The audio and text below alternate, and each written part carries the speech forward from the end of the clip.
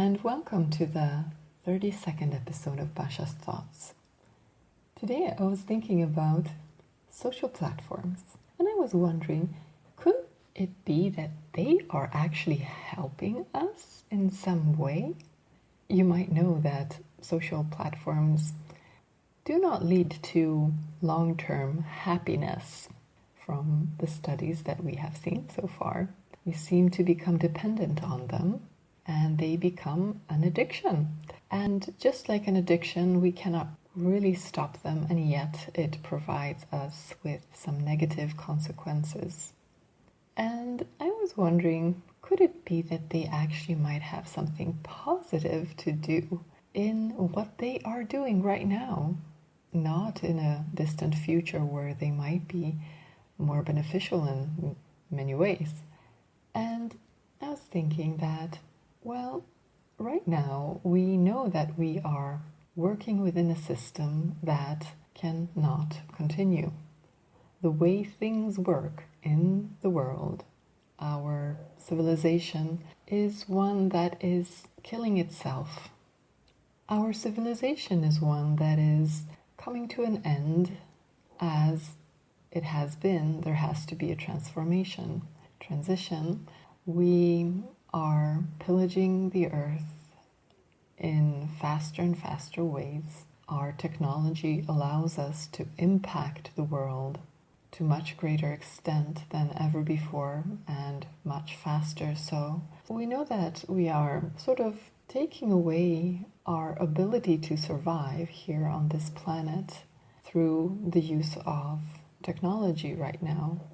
And one of the things that we see on our planet is this idea that has existed for a long period of time, where you have a group that informs the rest. You have sort of a ruling class, and then you send out some kind of information. This is something that has been working pretty well over a long period of time. As long as we have had media, it has been very strong.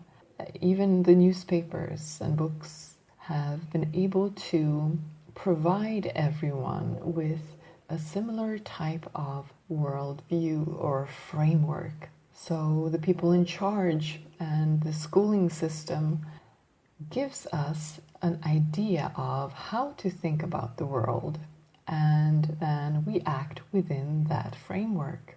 It is something that you could see as something positive, because it provides us with the ability of having a similar basis to act from. And so we can all agree on a lot of things, and then we can discuss the smaller details within that framework. But we kind of all have a similar view of things because of that. Well, this has, of course, been changing dramatically over the last decades, because now we no longer have just one group and one type of media that is telling us how things work. School might still exist, but the media have expanded, and with the internet, and especially with the social media platforms, we find ourselves in the echo chambers, where we have our own thoughts polarized more and more into the extreme and repeated back to us, providing us with a picture of the world that is very different from someone who has a different perspective from us.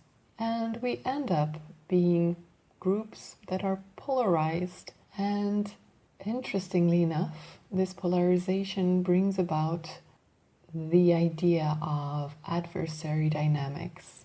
It is something that becomes more and more prominent, and it is exactly this social media influence that has been able to actually pinpoint that.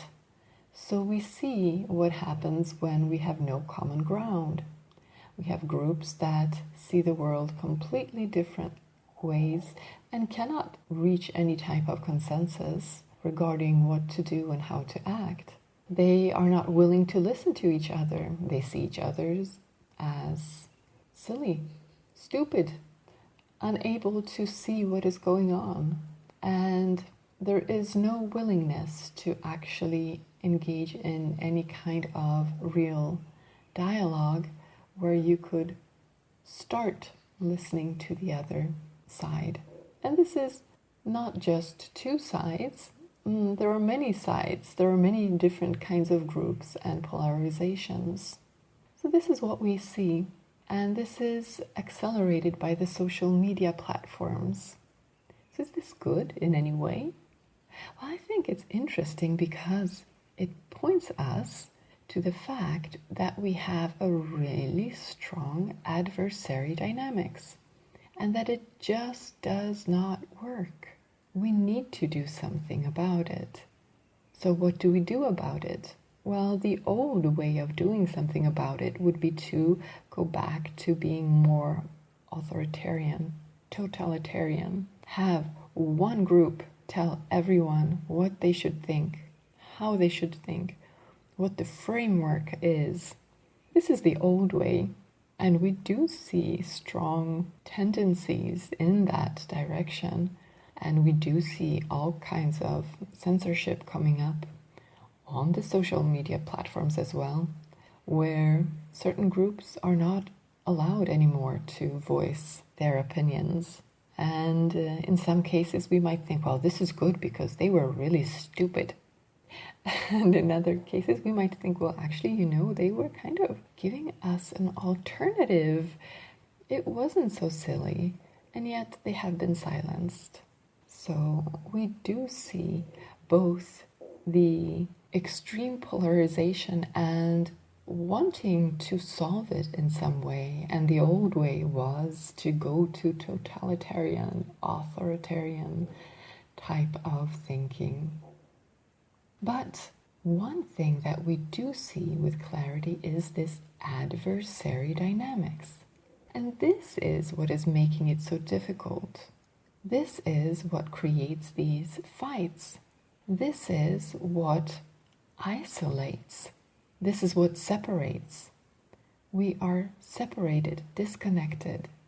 So maybe because of this very evident shift due to social media and other influences, maybe because of it, we will be more inspired or motivated to try to find a solution. And the old solution we know is authoritarian types of dynamics.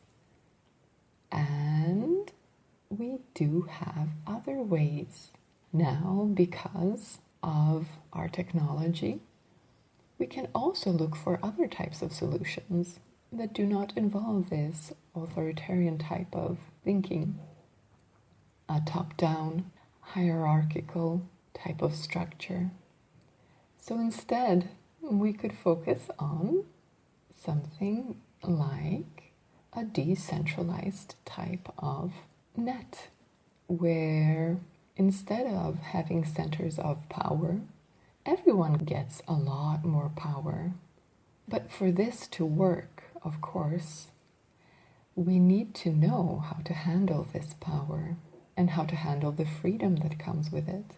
In the top-down version, you have very little power if you're at the bottom because you're given a framework and you do not have that many choices that you can make within that framework. What you can do is you can, in an adversarial way, try to compete with others and move up the ladder or the pyramid and gain a little bit more power and then a little bit more power. And it's important to be perceived as more powerful. So perception, status are very important in that system. Ego becomes important. And the idea is that you are someone who has all of these abilities, skills, talents, and you have to let everyone know that this is where you are. And then we have a way of judging things, because in this dynamics, usually what you learn is that when you get information, you have to judge kind of the source of it. Does this come from an authority that I can trust? Or maybe from a friend, my group? And if not, well, then I won't be open to listening to it.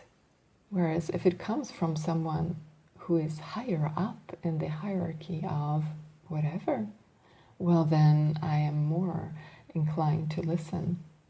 And so there's this judgment that is moving through everything, because that's the first thing we do. So whenever we talk to someone, what they actually say is so much less important than all the other aspects. How do they say it? Are they educated? Do they seem educated? What are they wearing? How are they dressed? How do they speak? Where do they come from? What is their education? And based on all of that, I will decide if I'm going to listen or not. So that's kind of the key in this top-down system. You start by judging. And so because of that, it is important for you to look good, to appear as though you are higher up in the hierarchy so that you can move higher up in the hierarchy. But being at the bottom, you have very little power and you have very little freedom, in a sense, to act, because you can only act in very limited ways within your choices that you have been given from higher up. So this is what we have been used to. And then what happens? So if we do get information that we actually listen to in the hierarchical system, we pass it on, basically. We learn it. That's what we learn in school, right? You have to remember a lot of things and you have to learn, and learn means be able to repeat it on a test the way that it has been taught to you. Then you move up. Then you move up in the hierarchy. Then you are now an educated person. And as an educated person, people will listen to you. And now you will start having more power. And they will listen to you. What does that mean? Well, that means that they will repeat what you say. So then all of a sudden what you say now has a greater impact because it will just be repeated. Awesome. This is the system that we have been kind of living in for a very long time. And what is the alternative here then? Well, an alternative to this would be to actually have more power and more freedom, greater freedom for every individual. But within this kind of a system where you have every individual, it's kind of like a net, where at the intersection of the lines, at the nodes, you have a person, right, that can interact with people around them. So every person has power in that sense, instead of the top of the pyramid being where the power is. So when everyone has power, then everyone also gets to have more freedom. But this system works differently. This system is not a system where you want to fight your adversaries. Instead, it's a net. So you want the whole net to be really strong so that everything works well. So you want everyone to be really strong. You want everyone to be really independent. That's the idea. Independently thinking. Because their thinking will help your thinking. Whatever they create will help whatever you're creating. And whatever you're creating will help them. So within this kind of a system, information processing works differently. So whenever you get information, your first impulse would not be, well, does this come from an authority? Or does this come from a group that I am not a part of? Because you're a part of every group. You're a part of the net. So there is no adversary actually in this system. And so when the information reaches you, you open up and you listen for what resonates with me. What is really important here? What makes sense in this information? And so you listen really carefully. So that's the first part. Instead of judging what comes in and saying, I will repeat it or I won't even listen to it, you say, okay, something's coming in. Let me pay really strong attention to this. Let me listen for what makes sense in this. What resonates with me? And then you hear something and you connect it to your inner understanding of it, to how you make sense of it. And then you repeat it back to the person. So you say, oh, do you mean this? And you repeat the kernel of what you have found. And you add how it actually resonates with you and why this makes sense. It's funny, but this is something that there are groups of people who use on a daily basis. And they operate within the theater. This is how improvisation works. The key to making a really interesting, fun improvisation where you grow, so everyone grows, everyone adds something that is positive and everyone benefits from it, and then you create a whole improvised scene that is maybe fun, insightful, or whatever, but is something that everyone enjoys. And the key to improvisation is this technique of yes and, right? So you say yes to everything. So this is a little bit different from what we're talking about. We're not saying yes to all the information that comes in. We're actually looking for the essence of it. And we're saying, oh yes, this I recognize. I can see how this actually relates to things. And I will tell you how it relates to things because it also relates to something else. Well, that's the yes and. In improvisation, you say yes to whatever someone comes up with, and then you add something. So someone might come with a proposition, hey everyone, let's go and take an ice bath. Yes! And let's do it in the lake because I just cut out a piece of ice and we'll be able to take a bath there. Awesome! So in improvisation, you say yes and then you add something to it. And that's the idea for this network, this decentralized network, and how every node, how every person would process information. So you take in the information and you find what resonates and you repeat it back to the person.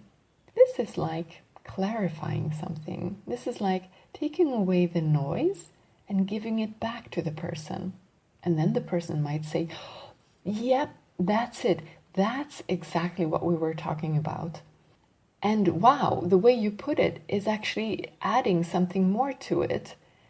And let me add something else to that, because now that you have added that piece, actually, it's even more clear that we can also add this other piece. And then it goes back to you. And you listen to that and you add your new piece. You find what resonates, you clarify that, and you add your part. And so in this kind of information processing and interaction, you do not merely take information and pass it on passively. You are an active agent within the network. You bring clarity and add creativity at every step. So if you imagine that you have a filter, let's imagine that you have a filter that is made up out of people who come from a hierarchical type of system where from the top they receive information. They have learned that when it comes from an appropriate source, you just repeat it back. And let's say you have a group of people like that, and you see them as a filter, and into that filter you get some information. So there's information flowing into this filter and through it. What comes out at the other end or at the bottom as it moves through the filter? Well, in the best type of scenario, you would say, well, these are really perfectly taught individuals that they are able to repeat everything. So what you find below is what you found above. The same information comes through. Usually it will actually be distorted. Very often it will also be somewhat distorted because these individuals are within a system where they want to put their own spin on things. They want to make themselves look good. They want to campaign for their own ideas that they have. And so it will mostly be a little bit distorted by the different groups within the system, but basically it's the same information with some distortion. Now, what happens if you have this network with the nodes and a person at every node, and you see this group as a filter, and this group gets information? What happens as it moves through this filter? Well, actually, what happens is that this information will now be clarified. The essential parts of it will become stronger, and the noise that you had around it will become not as strong, and it will become something new. Something new will be added to it, something creative that works with the essential parts of it. So what you get is something that is improved upon and has greater clarity. That's interesting. Wow.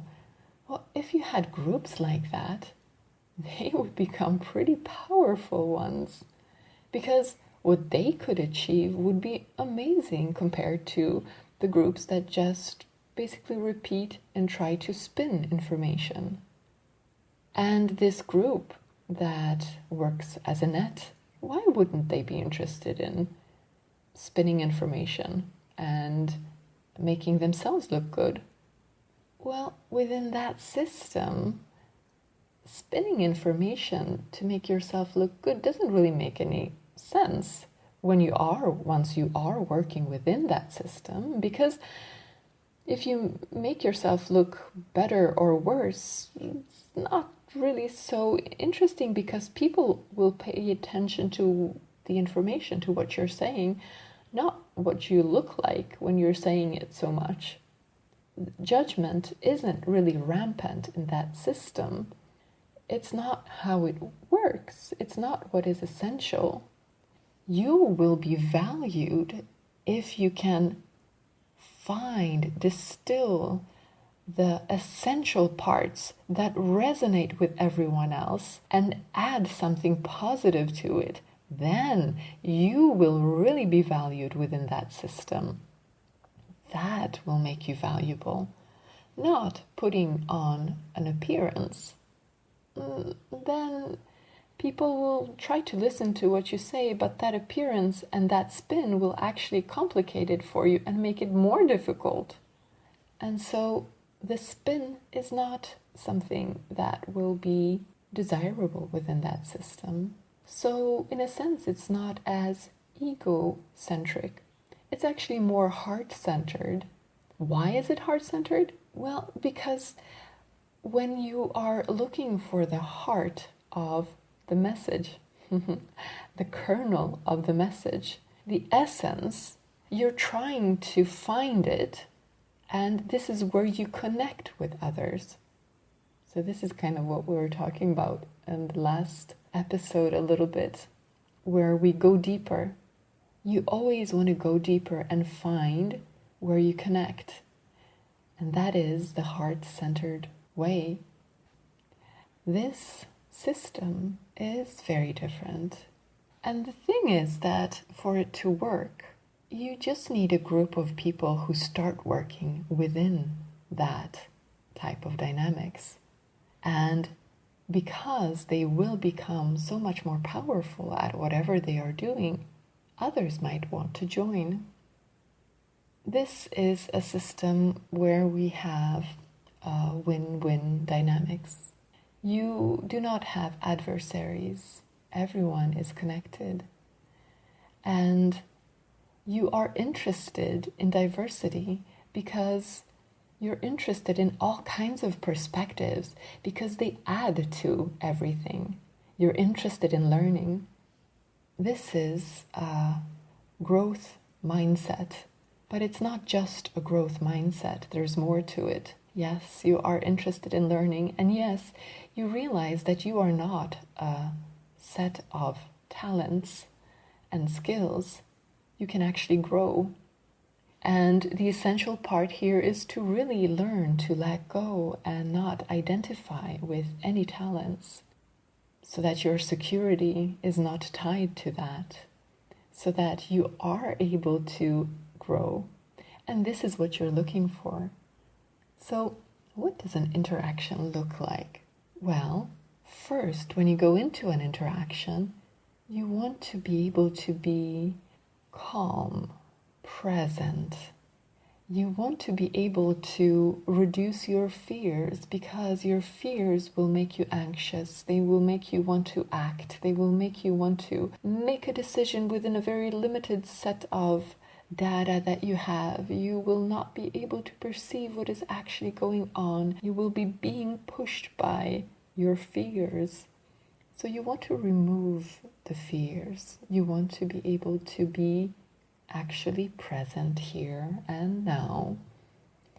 And as you're present here and now, you will notice that all of a sudden, automatically, when you move into that real space of letting go, you will have a certain type of curiosity that will start bubbling up, an inspiration. You will feel abundant in what you have.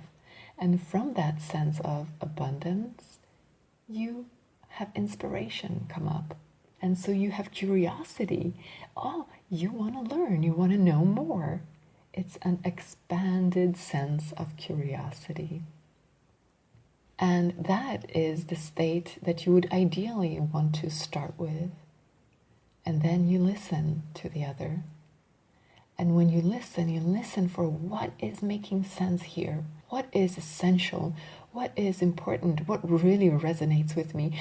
And then you connect onto that and you repeat it back with greater clarity and you add to it.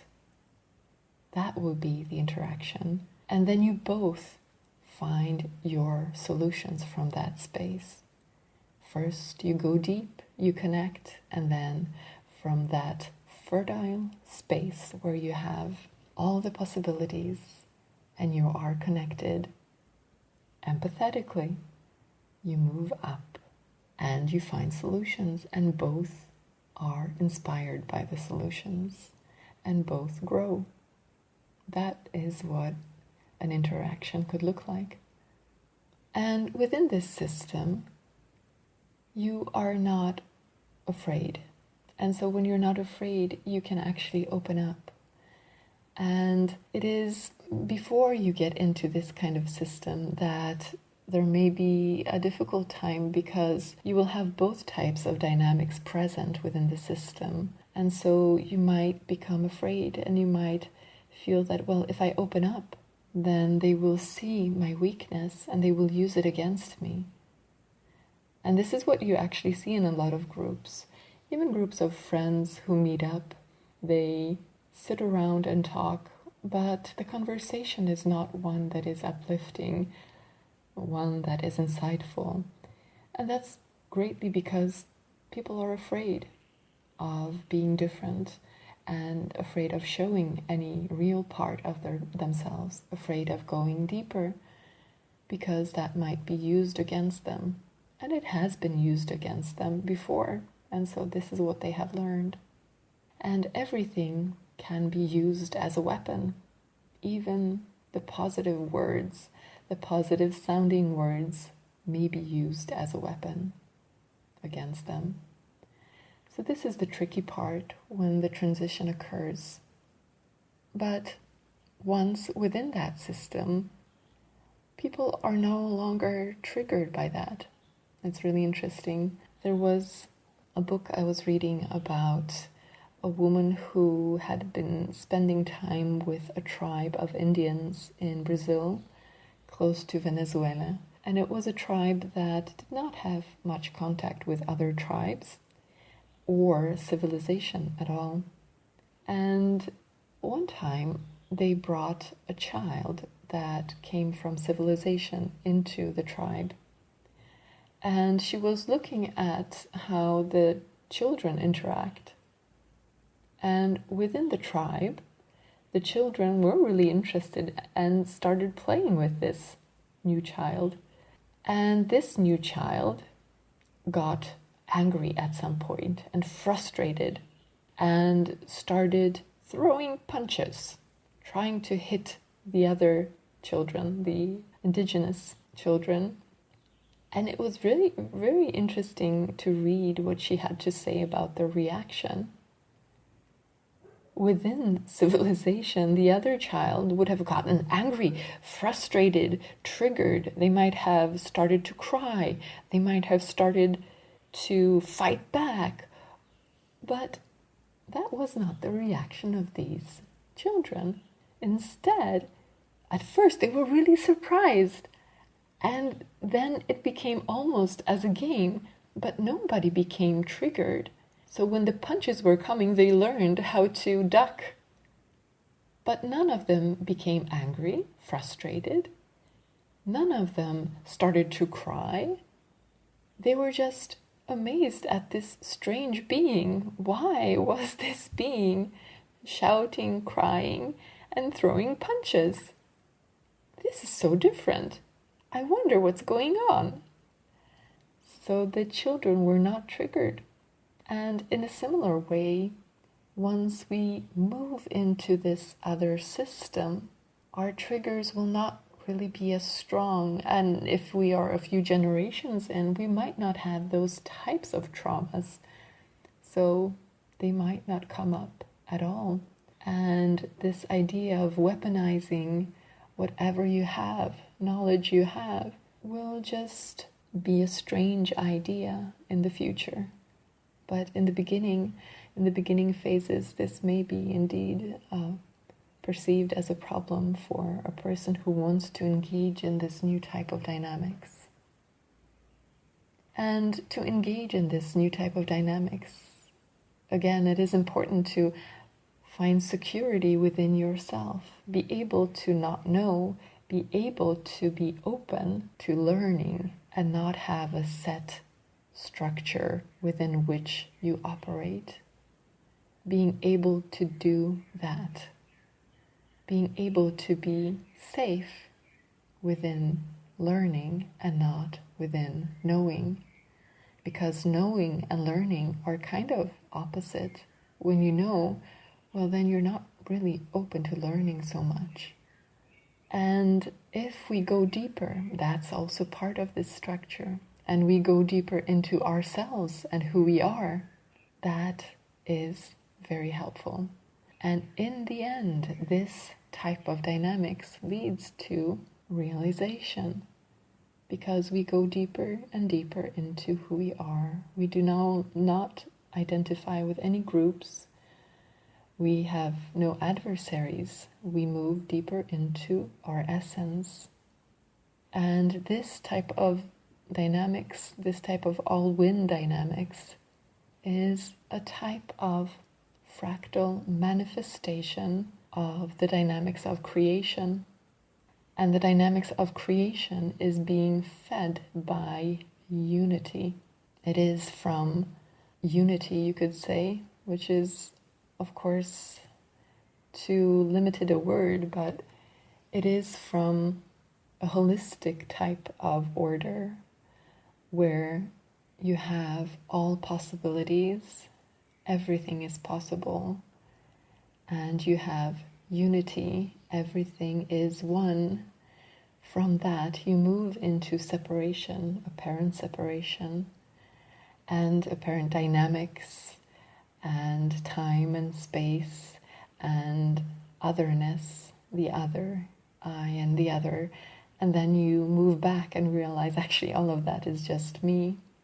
So the win-win dynamics within the space of separation is constantly being fed by going deep, going into unity, going into the heart. And so, because of the holographic order that appears in creational dynamics, we see that this win-win, all-win dynamics is just a fractal manifestation of the dynamics of creation due to the holographic order. I mentioned this only because we have talked about these things before, but it's not essential to know. So this is some of the things that I've been thinking about today, and thinking about how the social platforms today tearing us apart, making us even more disconnected, even more central, pointing out the adversary dynamics can be helpful to us because they can help us realize what the underlying problems are. And we can solve them.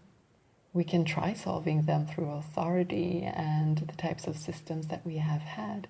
Or we can go into a totally new way of solving them and solve them through this decentralized network type of processing dynamics where everyone becomes a free, powerful, creative agent that brings greater clarity and creation.